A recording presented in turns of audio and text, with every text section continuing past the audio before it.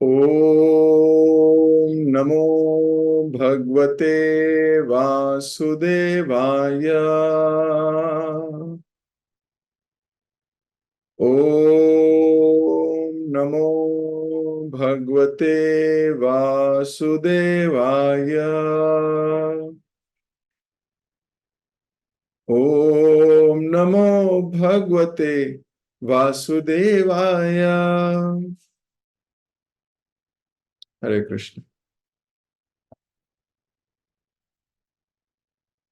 आप सब भक्तों का बहुत बहुत हार्दिक स्वागत। हम लोग चौथा स्कंद श्रीमद् भागवतम और सातवां 27वां अध्याय पढ़ रहे हैं। राजा पुरंजन की नगरी पर चंड वेग का धावा और काल कन्या का चरित्र।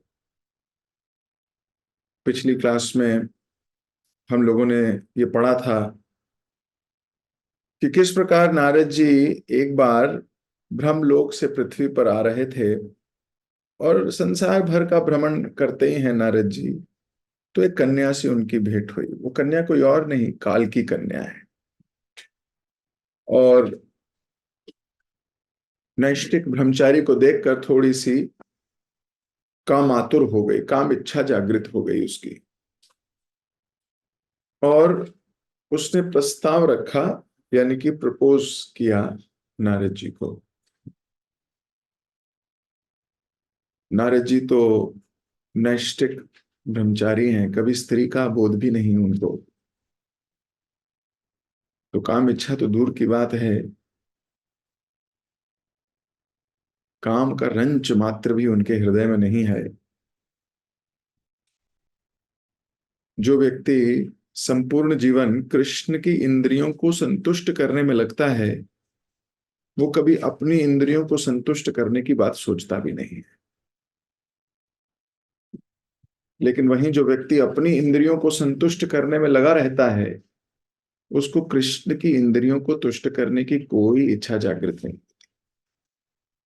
हाँ, जब वो भक्तों के समूह में एकत्रित हो जाता है तो उसकी हृदय में ये इच्छा भी जागृत हो जाती है। ये साधु संघ का प्रभाव है। ये साधु संघ का एक साइड बेनिफिट है कि हृदय में कृष्ण की सेवा करने की इच्छा की तीव्रता जाग जाती है। अगर मानसिक रूप से भी किसी शुद्ध वैष्णव का संपर्क कर लिया जाए, चाहे थोड़ी देर के लिए ही कर लिया जाए, तो भी जीवन भर का कल्याण किया जा सकता है, जीवन भर का उद्धार हो सकता है। तो नारद जी जैसा नैष्ठिक ब्रह्मचारी काम इच्छा तो क्या, कोई रंच मात्र भी अपनी इंद्रियों को तुष्ट करने की ना भावना थी, ना है, और ना ही होगी।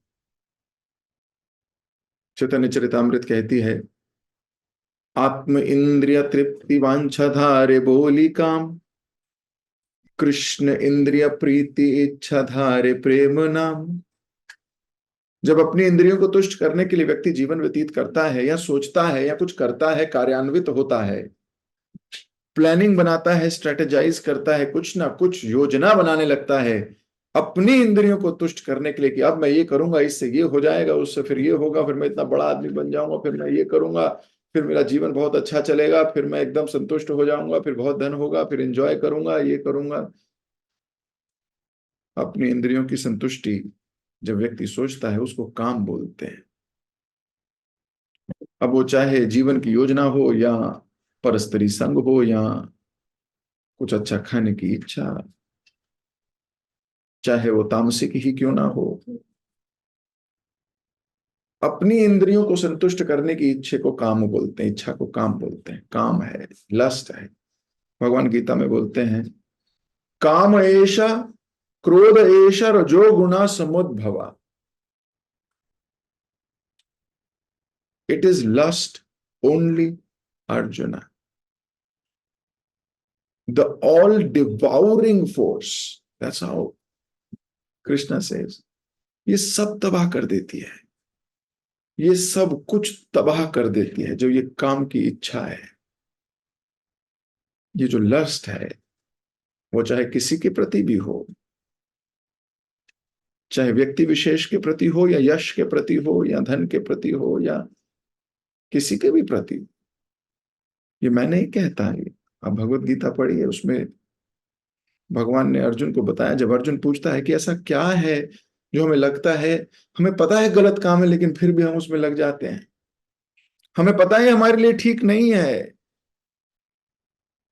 व्यक्ति को पता है कि ये उसके लिए ठीक नहीं है, व्यक्ति को पता है ऐसा करने से गलत हो जाएगा, अगर वो मांस खाएगा गलत हो जाएगा, निंदा करेगा किसी की गलत हो जाएगा, इधर की बात उधर करेगा गलत हो जाएगा, उसको पता है, फिर भी ऐसा क्या होता है? भगवान बोलते हैं it is lust only Arjun. और जिसने इस काम को अपने हृदय में जगह दे दी वो नष्ट हो जाएगा, भले कितना ही बड़ा ज्ञानी हो, कोई नहीं बच सका। लेकिन नारद जी पे असीम कृपा है भगवान की। नारद जी सेवा में रत रहते हैं, उनके पास स्कोप ही नहीं है, वो हर वक्त सेवा के विषय में सोचते रहते हैं। और सेवा भी किसकी? कृष्ण की। और उसके पीछे कोई ऑब्जेक्टिव और नहीं है, कृष्ण की ही सेवा है, उसके पीछे ऑब्जेक्टिव ये भी नहीं है कि मैं खुश हो जाऊंगा। Exactly, absolutely simple, only to please Krishna. इसलिए काम इच्छा आई नहीं। जब कोई स्त्री अगर ऐसे प्रपोज करे किसी व्यक्ति को, तो व्यक्ति चाहे कितना भी चरित्रवान हो, थोड़ा बहुत उसके मन में मलाल आ सकता है। तो Narad ji is very simple. Haridas Thakur के विषय में पढ़ते हैं, वेरी सिंपल, अपने विषय में तो सोचा ही नहीं। हमारे पूर्ववर्ती आचार्यों के विषय में आप सुनिए, सनातन गोस्वामी, रूप गोस्वामी, करोड़ों रुपए थे उनके पास। हम तो करोड़ों रुपए की योजना बनाते हैं, एक दिन मेरे भविष्य का क्या होगा, तो मुझे इतना धन चाहिए ही होगा, मुझे इतना चाहिए। उनके पास था, वो छोड़ा है। उनके पास था एंड दे लेफ्ट इट।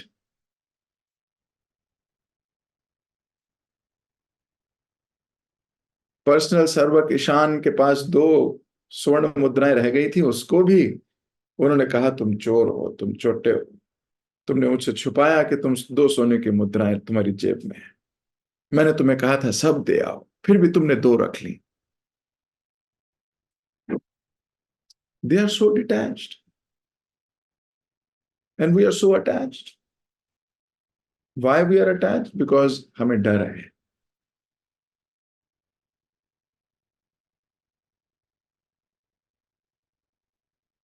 हमें भय है अपने भविष्य का, भविष्य से डरते हैं हम, फ्यूचर देख के डर लगता है, फ्यूचर सोच के डर लगता है, क्योंकि उस फ्यूचर में हमने कृष्ण की योजना तो देखी नहीं।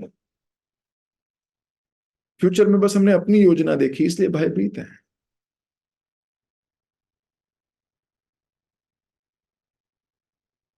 लेकिन अगर कृष्ण की योजना देख रखी है तो फिर भयभीत या भय होने का क्या काम? इधर ही इज वेरी क्लियर, कोई प्रलोभन नारद जी को भगवान की सेवा से हटा नहीं सकता, कोई भी प्रलोभन नारद जी को आज्ञा पालन करने से हटा ही नहीं सकता। हम देखते हैं छोटी छोटी चीजों पे तो हम अपनी भक्ति की चॉइसेस को खत्म कर देते हैं।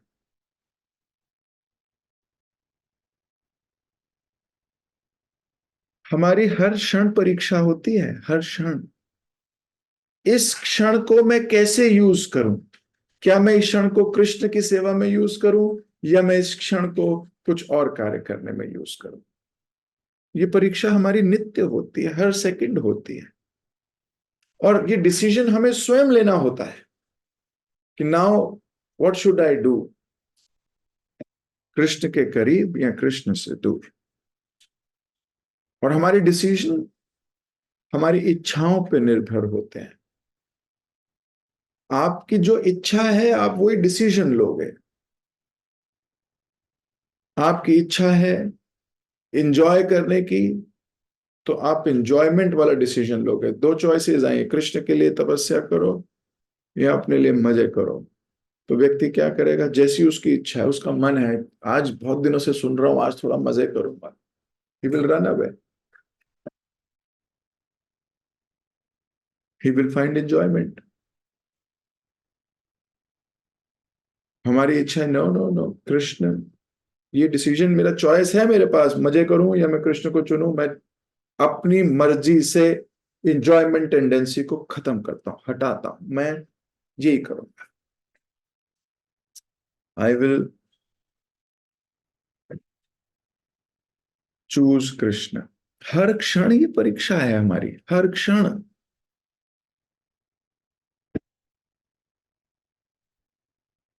What you choose is what you will become. आप जो चॉइस करते हो आप वही बन जाओगे। आप जो डिसीजंस लेते हो आप वही बन जाओगे। नारद जी ने अपनी इंद्रियों को पिघलने नहीं दिया, अपनी इच्छा को बदलने नहीं दिया। नारद जी को एक सेकंड के लिए भी काम इच्छा डिस्टर्ब नहीं कर पाई, तुरंत ही कंट्रोल्ड हिमसेल्फ। प्रभुपाद जी इसके परपट में लिख रहे थे कि स्त्री के आकर्षण से विरत होना अगाध शक्ति की आवश्यकता होती है, अगाध शक्ति। And devotees are very careful not to associate with opposite sex, not to associate with opposite gender too frequently, and that too alone. Prabhupada ji तो पिता और पुत्री के लिए भी लिखते हैं that we should not associate like this in closed room. We should be very careful.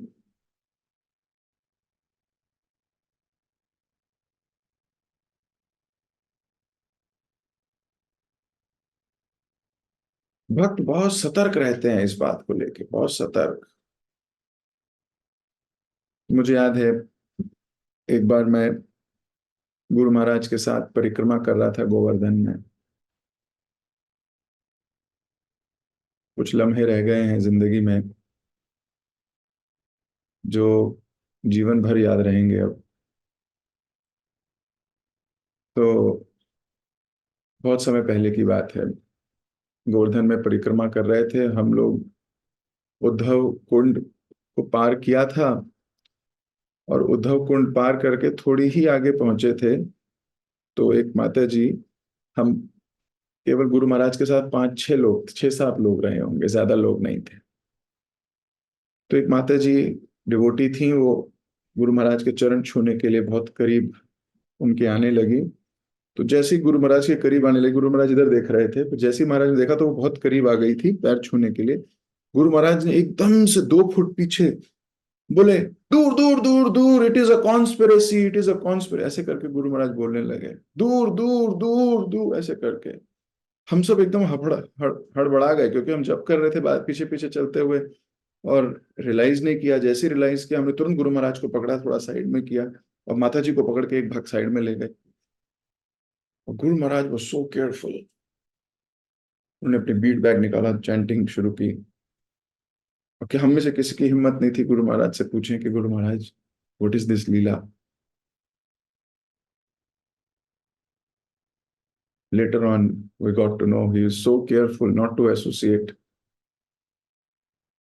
even this much.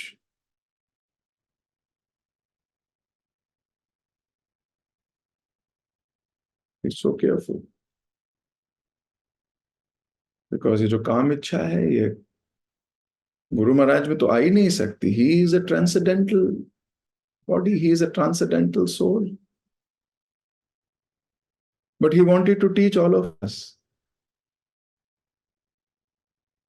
How should be our behaviour. Now when I am reflecting back, I'm trying to learn so many things that he taught with his actions and which I never learned.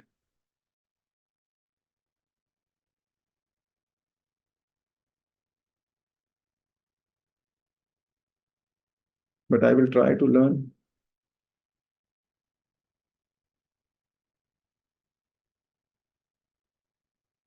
So Narad ji is very careful. तो नारद जी ने आगे कहा, मैं अब आप सबकी screen पे दिखा रहा हूं ताकि सब मिलके पढ़े हम सब.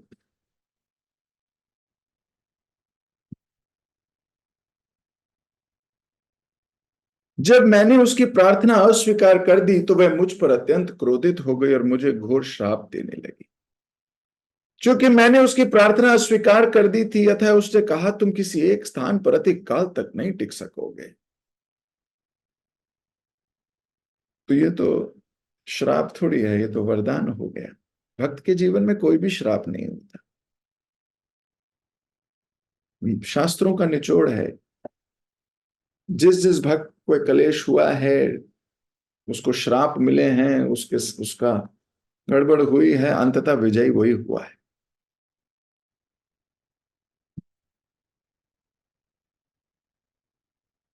तो नारद जी को श्राप मिला, एक जगह नहीं रह पाओगे. ये श्राप उन्हें पहले भी मिल चुका है.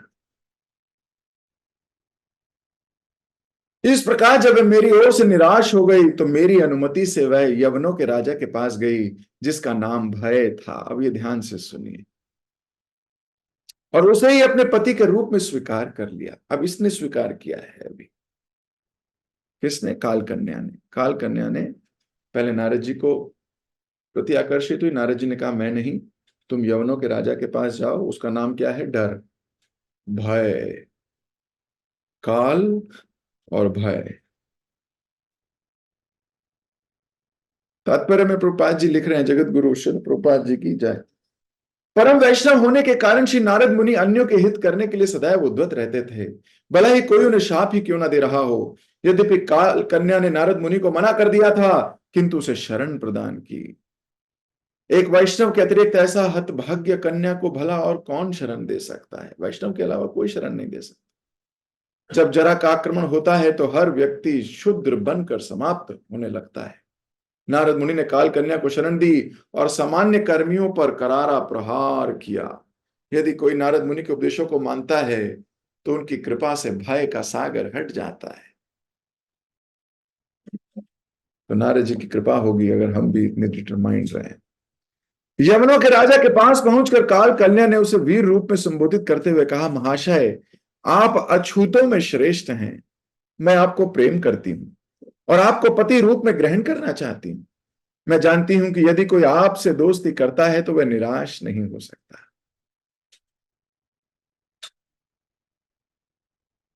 तो यमन राज भय को अब ये अनुनय विनय करने लगी है.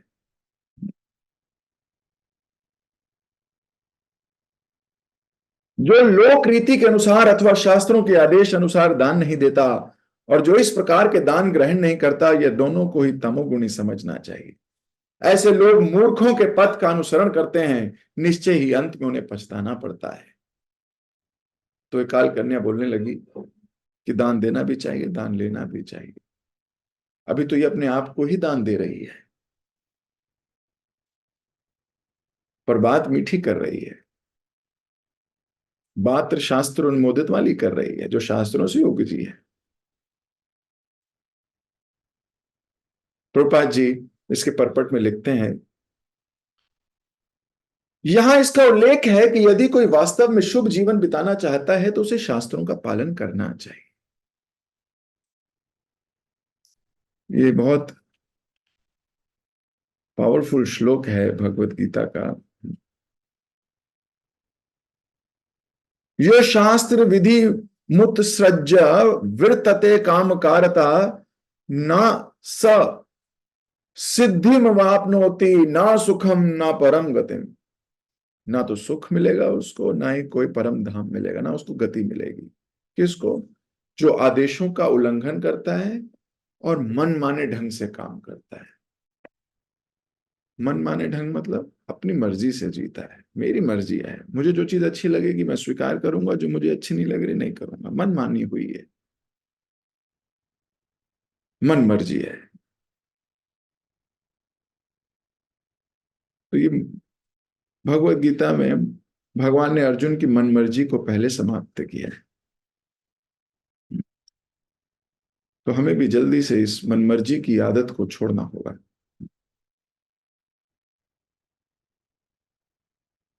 तो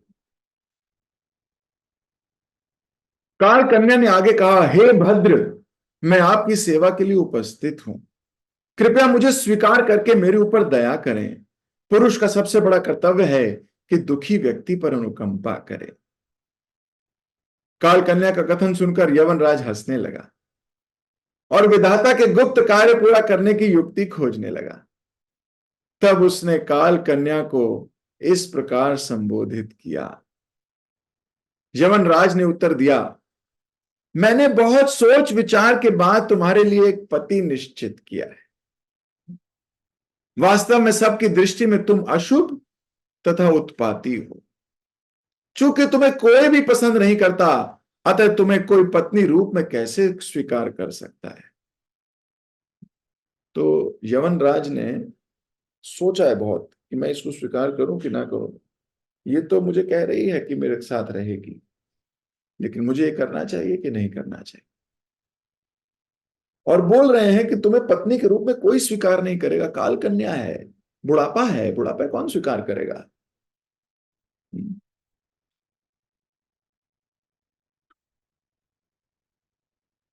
तो वो यवनराज सोच रहा था कि इसको कौन इसके साथ रहेगा, तो पर मैं कैसे ऐसे करूं कि किसी की सेवा में लग जाए वह। ये संसार सकाम कर्मों का प्रतिफल है, अतः तुम सभी लोगों पर अलक्षित रहकर आक्रमण कर सकती हो। मेरे सैनिकों के बल की सहायता से तुम बिना किसी विरोध के उनका संहार कर सकती हो। तो तात्पर्य में प्रभुपाद जी लिख रहे हैं, कर्म विनिर्मितम का अर्थ है सकाम कर्मों द्वारा निर्मित। यह समग्र भौतिक जगत विशेष रूप से आजकल सकाम कर्मों का प्रतिफल है। प्रत्येक व्यक्ति इस संसार को सड़कों, मोटरों, बिजली, गगनचुंबी भवनों, उद्योगों, व्यापार से अलंकृत करने में व्यस्त है। यह उन व्यक्तियों के लिए अत्यंत सुखद लगता है जो इंद्र तृप्ति में लगे हैं और अधिकतम स्वरूप से अपरिचित हैं। जो आत्मा के ज्ञान से रहित है वह भौतिक कर्मों के पीछे दीवाने रहते हैं और इंद्र तृप्ति के लिए पापमय कर्म करते रहते हैं। ऋषभ देव के अनुसार ऐसे कार्य अशुभ हैं, क्योंकि इनसे मनुष्य को अगले जीवन में घृणित देह धारण करनी पड़ती है। यह हम सब का अनुभव है कि शरीर को कितना ही सुखी क्यों न रखा जाए, वह सदैव कष्ट देता रहता है और तीन प्रकार के कलेशों से घिरता रहता है। अन्यथा इतने सारे अस्पतालों, कल्याण परिषदों, जीवन बीमा प्रतिष्ठानों की क्या आवश्यकता थी। वास्तविकता तो यह है कि इस संसार में सुख है ही नहीं। लोग दुखों का सामना करने का प्रयत्न कर रहे हैं। मूर्ख लोग दुख को ही सुख मानते हैं। इसलिए यवन राज ने ऐसे लोगों पर अदृश्य रूप में जरा, रोग तथा असामयिक मृत्यु के द्वारा वार करने का निश्चय किया। निसंदेह मृत्यु के पश्चात जन्म होता ही है। अतः यवन राज ने ठीक ही सोचा कि वह समस्त कर्मियों को काल कन्या के माध्यम से मार दे और उन्हें बता दे कि भौतिक प्रगति वास्तव में प्रगति नहीं है। प्रत्येक जीव एक आध्यात्मिक जीव है और फलस्वरूप आध्यात्मिक प्रगति के बिना मनुष्य जीवन चौपट हो जाता है। आध्यात्मिकता के बिना नहीं लिखा गया, आध्यात्मिक प्रगति के बिना चौपट है। तो जो मनुष्य प्रगतिशील नहीं है, प्रगति नहीं कर रहा, he is not better than what he was a day prior, he is disintegrating. If you are not growing, you are disintegrating. अगर हम ग्रो नहीं कर रहे, अगर हम प्रोग्रेस नहीं कर रहे हो, तो आप पीछे जा रहे हो। सो हमारा यही धर्म होना चाहिए, every day there should be some progress in our consciousness. हमारी कॉन्शियसनेस में कुछ प्रगति होनी चाहिए, कुछ आगे बढ़ना चाहिए। अगर व्यक्ति प्रगतिशील नहीं है, तो वो अपनी आध्यात्मिकता से बहुत सेटिस्फाइड हो जाएगा। He will be satisfied. Okay, मैं बहुत कर तो रहा हूं, मैं इससे ज्यादा नहीं कर सकता, मैं तो बहुत कर चुका हूं, मैं बहुत कर रहा हूं। There is always room for improvement. There is always room for improvement. अगर हम विचार करें, तो हमारे हर कार्य में इम्प्रूवमेंट की गुंजाइश होगी। हमें दूसरों से कंपेयर नहीं करना, हमें अपने से तो कंपेयर कर सकते हो। प्रोग्रेस दूसरों के माध्यम से नहीं देखी जाती, प्रोग्रेस तो अपने माध्यम से देखी जाती है। मैं आज यहां हूं, मुझे कल थोड़ा और प्रोग्रेस करना है। मेरी कॉन्शियसनेस में आज भी विकार आता है, मैं कल से कोशिश करूंगा ये ना आए। We have to, it is a fight against Maya every day. ये माया के खिलाफ जंग है, और कितने दिन? हर रोज है, हर रोज है। आप कितने भी शुद्ध हो जाओ, आप कितने भी हाई चले जाओ, this fight will go on.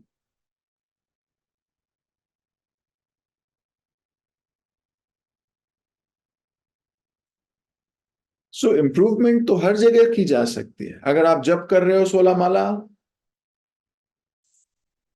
तो ये सोचना कि are we really attentive in all 16 rounds. ये प्रगति की निशानी है अगर हम ये सोचने लगे। गुरु महाराज हमेशा बोलते थे, सौभाग्य हुआ अभी 15 दिन पहले, 16-17 दिन पहले हम लोग उनसे मिलने गए थे, कुछ भक्त। तो महाराज के साथ बैठ के तकरीबन महाराज ने 1.5 घंटा दिया हम सबको, और महाराज के हर प्रश्न के उत्तर में महाराज बोल रहे थे ध्यान पूर्वक जप। हर परिस्थिति का इलाज ध्यान पूर्वक जप, हर समस्या का समाधान ध्यान पूर्वक जप। तो उन्होंने अपने हर प्रश्न में हम सबको अलाइनमेंट करने का प्रयत्न किया। We all should be aligned towards this very important activity of attentive chanting. अब इसकी क्वालिटी कितनी है? ये तो आनंदम बुद्धिवर्धनम। जितना आप इसकी क्वालिटी में जाओगे, आप उतना ही अपने आप को बेकार पाओगे। आप कहोगे मैं कर क्या रहा था इतने दिन, मैं तो हरे कृष्ण महामंत्र भी पूरा नहीं बोलता, वो भी खा जाता हूं। जरा अपना मंत्र रिकॉर्ड करके खुद ही सुनिए, शर्म आएगी।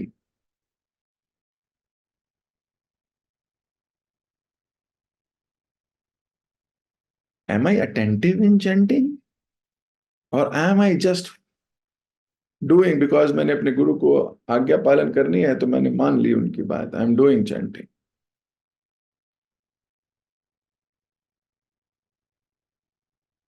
इज इट ध्यान पूर्वक? You can go progress. We are talking about progress. Vaishnava संबंध, am I advancing in my Vaishnava relationships?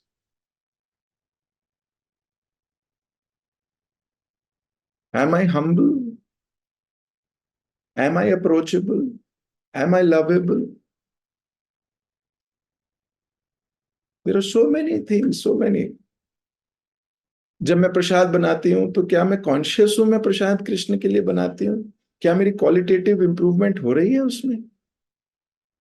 जब मैं भगवान का श्रृंगार करती हूँ या करता हूं, एम आई कॉन्शियस? जब मैं भगवान की सेवा करने के लिए कुछ भी करता हूं, तो एम आई कॉन्शियस? प्रोग्रेस तो हम अपनी अपने से ही कंपेयर कर सकते हैं,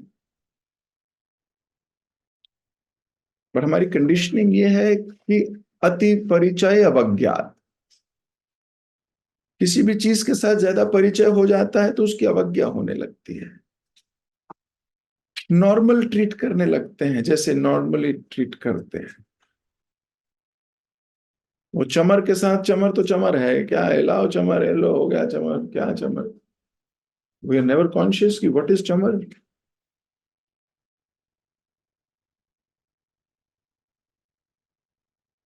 मोरपंखी लाओ, मोरपंखी लाओ, लो मोरपंखियों की, दिया दिखा दिया, दिया दिखा, प्रसाद बना दिया, बन गया, भोगा। वैष्णव से मिल लिया तो रोज ही मिलते हैं, इसमें क्या बड़ी बात है, ये तो मतलब ठीक है। अति परिचय अवज्ञात। तो कहीं हम डिवोशनल एक्टिविटीज को भी ज्यादा परिचित तो नहीं हो गए कि अब वो बड़ी मैकेनिकल हो गई हमारे लिए। It has become so mechanical. हमारी मेडिटेशन में ही नहीं है, सोबरनेस चली गई, कॉम्प्लिकेशंस आ गई, जजमेंटल बुद्धि लग गई। Every action of Krishna, every action of Shastra, every action of Vaishnavas, every action of relatives, every action of everybody around me, we are judging progress.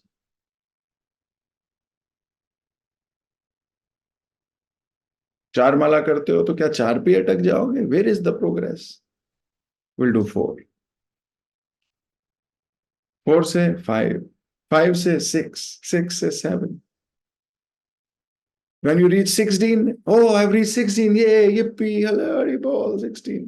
No, good that you have attained 16. But now let's focus on quality.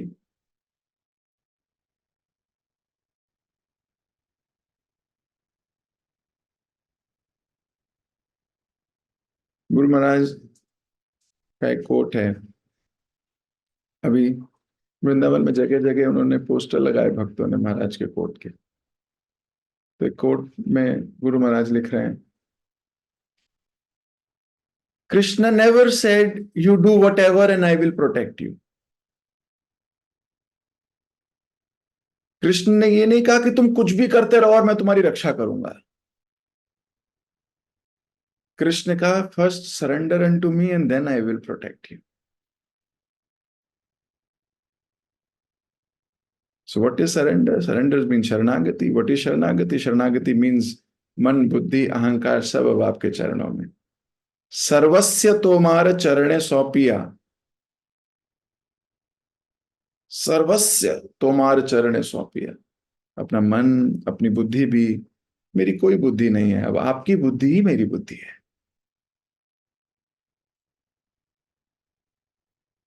Then Krishna will protect. Krishna will not protect just because हम अपनी मन मर्जी करते रहे और Krishna will protect me. देखो I am chanting, देखो I am doing this, Krishna will not protect.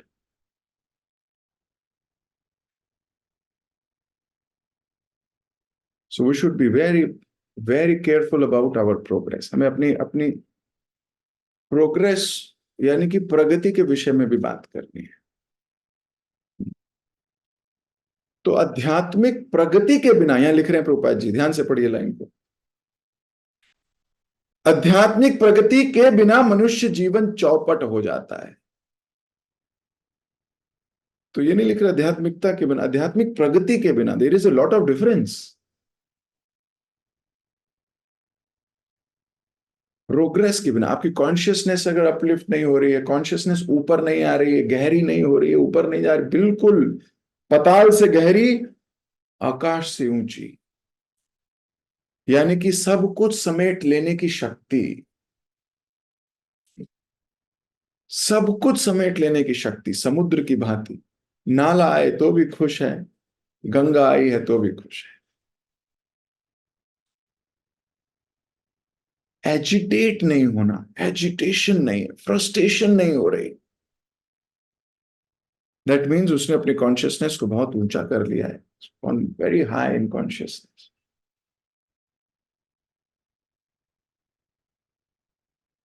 आगे देखिए कितना सुंदर लिख रहे हैं, लास्ट श्लोक है, हम इसको कंप्लीट करके चैप्टर फिनिश करेंगे। यवनराज ने कहा, अब सोच विचार करके वो उस काल कन्या के लिए वर ढूंढा है। उसने क्या वर ढूंढा है यवनराज ने? सुनिए, ये मेरा भाई प्रज्वार है, मैं तुम्हें अपनी बहन के रूप में स्वीकार करता हूं। मैं तुम दोनों के का तथा अपने भयंकर सैनिकों का यूज या उपभोग इस संसार के भीतर अदृश्य रूप से करूंगा। अब नारद मुनि ने काल कन्या को यवनराज के पास इस उद्देश्य से भेजा कि उसकी पत्नी बन जाए, किंतु यवनराज ने उसे पत्नी नहीं बना के बहन बनाया। जो लोग वैदिक नियमों को नहीं जानते वे मनमाना संभोग करते हैं, फलतः कभी कभी वे बहनों तक के साथ संभोग करने में नहीं हिचकते। इस कलयुग में तो ऐसे अनेक उदाहरण हैं। यद्यपि यवनराज ने नारद का मान रखने के लिए उनकी प्रार्थना स्वीकार कर ली, किंतु वह लगातार अवैध स्त्री प्रसंग के विषय में सच सोचता रहा। इसका कारण यह था कि वह यवनों तथा मलेच्छों का राजा था। प्रज्वार शब्द महत्वपूर्ण है क्योंकि इसका अर्थ है भगवान विष्णु द्वारा भेजा गया ज्वर। ज्वर सदैव 107 है, 107 है, 107 डिग्री पर रहता है, जिस ताप पर मृत्यु हो जाती है। इसलिए मलेच्छों तथा यवनों के राजा ने काल कन्या से प्रार्थना की वह उसकी बहन बन जाए। उसे पत्नी बनाने के लिए कहने की कोई आवश्यकता नहीं थी, क्योंकि यवन तथा मलेच्छ विषय जीवन में कोई भेदभाव नहीं मानते। इस प्रकार ऊपर से चाहे बहन हो, माता या पुत्री लगे, फिर भी संभोग कर सकता है। यवनराज का भाई प्रज्वार था और काल कन्या तो साक्षात अक्षमता थी ही। यह दोनों यवनराज की सेना गंदगी, अवैध स्त्री प्रसंग तथा ज्वर के कारण मृत्यु के साथ मिलकर और उसे शक्ति प्राप्त करके भौतिक जीवनशाली को ध्वंस करने में समर्थ थे। इस संबंध में उल्लेखनीय है कि नारद जी पर जरा का कोई प्रभाव ना था। इसी प्रकार नारद मुनि के सेवक या शुद्ध वैष्णव पर भी जरा आक्रमण नहीं कर सकती। इस प्रकार श्रीमद् भागवतम के चतुर्थ स्कंद के अंतर्गत राजा पुरंजन की नगरी पर चंडवेग का धावा और काल कन्या का चरित्र नामक 27वें अध्याय के भक्ति वेदांत तात्पर्य पूर्ण हुए। जगत गुरु श्रील प्रभुपाद की जय।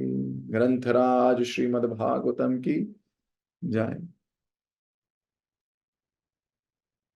तो 27वां अध्याय इस प्रकार समाप्त होता है। तो स्वयं स्वीकार नहीं किया,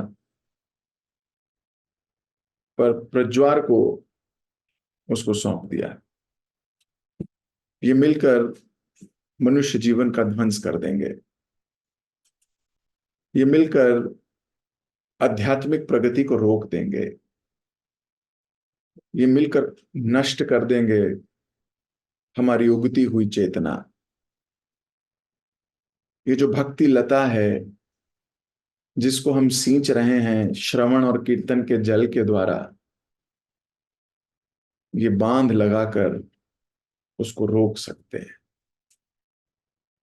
इसलिए भक्त बड़े सचेत होते हैं, बड़े कॉन्शियस होते हैं।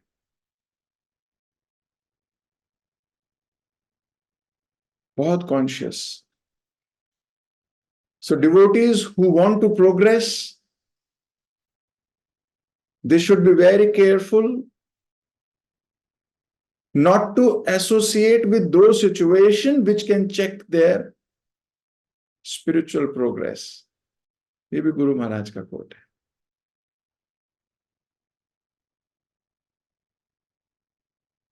उनको सावधान रहना चाहिए कि वो किसी ऐसी परिस्थिति के साथ डीलिंग ना करें जिससे उनकी स्पिरिचुअल प्रोग्रेस चेक हो सकती है, रुक सकती है।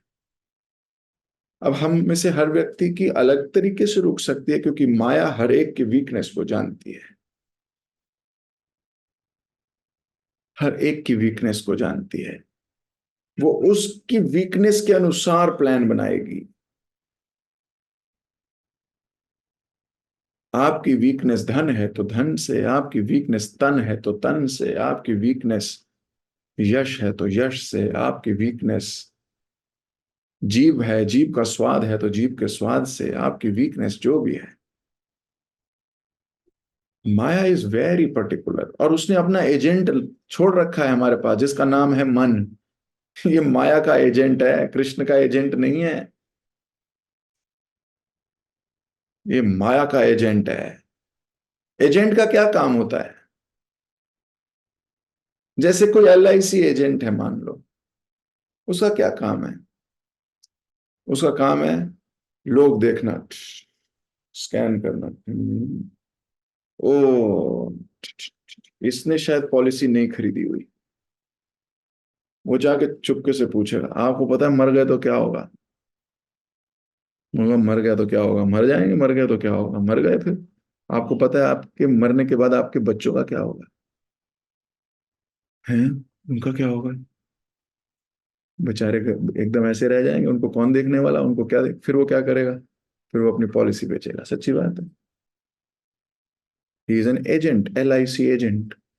उसका काम है जीवन बीमा बेचना।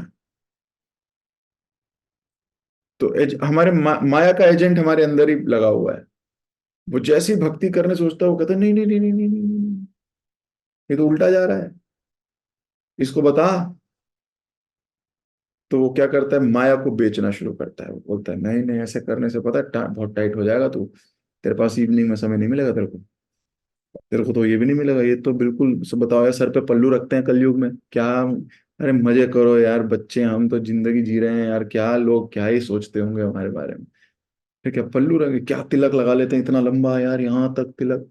अरे कोई एक बिंदी लगा लो छोटी सी, टम करके एकदम टम, हो गया काम। ये क्या इतना लंबा सा तिलक लगा के ये लोग है ना घूमते रहते हैं। क्या हमारा नमूना बना दिया, नमूना हमारे को जहां जाते हैं। माया आपको क्या करेगी? वो आपको नॉक पंच देगी ना, नॉकआउट पंच देगी। एक पंच, बिल्कुल नॉकआउट, नीचे गिरोगे जाके। और उसको पता है किस बारे में आपको है ना नॉकआउट करना है आपको। Devotees know this. मजे की बात यह है कि भगवान ने सारी पोल खोल दी है इस मन की। मजे की बात है, एक्सपोज कर दिया है इसको, एक्सपोज कर दिया है मंथरा को, एक्सपोज कर दिया है डाउट डालने वालों को, एक्सपोज्ड। जिसमें सबसे बड़ा शत्रु मन है। एक्चुअली में एक ही शत्रु है मन, बाकी कोई शत्रु है ही नहीं। मन ही चीज सही दिखाता है, मन ही गलत दिखाता है। मन छोटी सी चीज को इतना बड़ा कर देता है और इतनी बड़ी चीज को छोटा कर देता है, मन ही है। इट इज ओनली मन। अगर आप प्रेम करते हो तो कोई थप्पड़ मारेगा ना, कोई तड़ाव करके थप्पड़ मारेगा, आप बोलोगे यार क्या स्टाइल से थप्पड़ मारता है यार, मैं तो फिदा हूं इसके थप्पड़ मारने की कला पे भी। मैं जब थप्पड़ मारता है मन करता है हाथ चूम लूं, क्या क्या कमाल के थप्पड़ मारता है। आप प्रेम करते हो, you will you will say वाह क्या स्टाइल है, क्या बढ़िया है, कमाल है। आप अगर ईर्ष्या करते हो, वो मुस्कुराएगा भी तो आप बोलोगे यार 12 दांत दिखाता है, मुंह मुंह खुलता है तो क्या ही आदमी है, इसके दांत देखो। कभी इसको बोलो ब्रश कर लिया करे, कभी क्या ही दिखाता है दांत। You will not entertain, you will not like, क्योंकि मन ने लाइक डिसलाइक पैदा कर दी। मन can create a mole into a mountain and a mountain into a mole.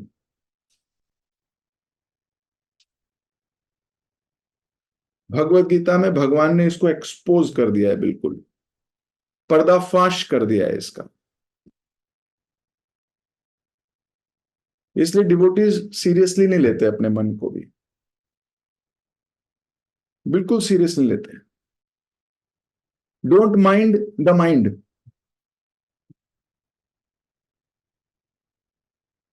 Don't mind the mind, don't listen to the dictations of mind.